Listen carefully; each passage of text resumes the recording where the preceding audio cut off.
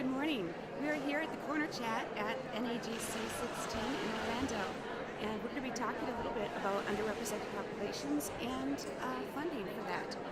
I'm here with Debbie Roby from Pearson and Dr. Mark Joraanstad from Arizona State. From the Arizona School Administrators. Good morning. Good morning. So, we're talking a lot about underrepresented populations here at NAGC, and some areas where we're talking about underrepresented populations a lot here at NAGC, and today we're going to talk a little bit about funding for that. Do you have any information to share? Well, the new federal law, ESSA, which has replaced the late and unlamented No Child Left Behind, does provide with its flexibility some unusual opportunities for breaking down the traditional silos that districts have forced into with their title funding. Now, for example, districts with this new law are encouraged to strategically plan together and to group their Title I, Title II, Title III funding planning and plan their opportunities together. So gifted students, for example, professional development under Title II, gifted student professional development could be planned jointly with the district's overall professional development planning. Whereas in the past, gifted students, their teachers' professional development were really, to be honest, shoved off to the side. But now, if you're funding development and training teachers to develop programs for underrepresented populations, gifted students can be included in that. They can be funded out of Title I, it can be funded out of Title II. The important thing is for the district itself to make that commitment, to make those joint plans together. That's very exciting. As a practitioner, one of my passions is to find underrepresented populations.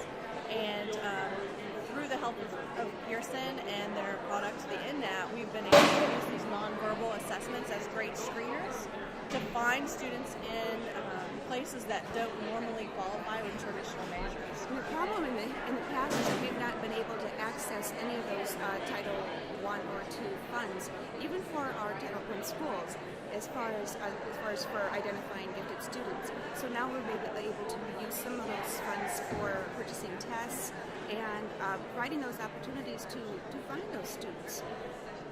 Also, Title II now can be used for administrator training in this area.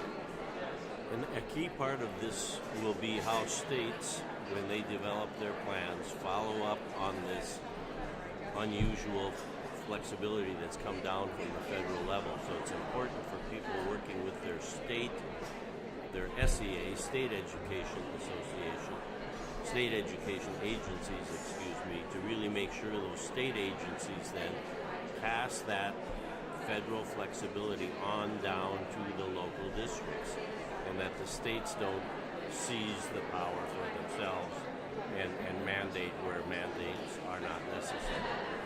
Now, you mentioned you use the NNAT. How does that provide identification of gifted students in different ways than other instruments?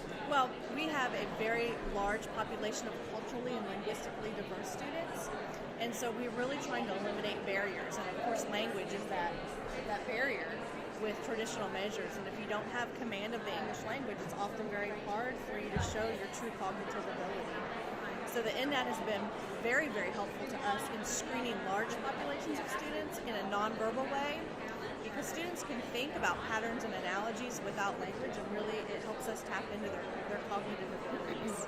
And actually, of course, we use language to think, but they can use whatever language they use, they speak, in order to discern the relationships between the abstract matrices within that test. So we've been able to find students, for example, there was a little boy who had not been in our country very long, and because we have a systematic way of screening all of our students, we found him because of his nonverbal scores on that test, and we were able to kind of identify him and then actually kind of individualize a service for him because he was certainly able to think at a very high level. We just hadn't been able to access that. In my own school district in Paradise Valley, we use the enacted blanket test, our Title I schools. And now with this new access to funding, we're going to be able to do that on a more widespread matter. And then you'll be able now, too, to train your teachers and your administrators Yes. without segmenting your funding. Oh, we can't train these because they've been identified now as gifted kids, so we can't train their teachers anymore with these federally funds. Now you'll still be able Yes. to. So the districts will be able to plan in a unified manner, which is critical. Yes, it's really taking the shackles off. Access to that funding. And that's very exciting because when we, in my mind, I find all kinds of different ways to identify students, there's not really a one-size-fits-all approach to serving them.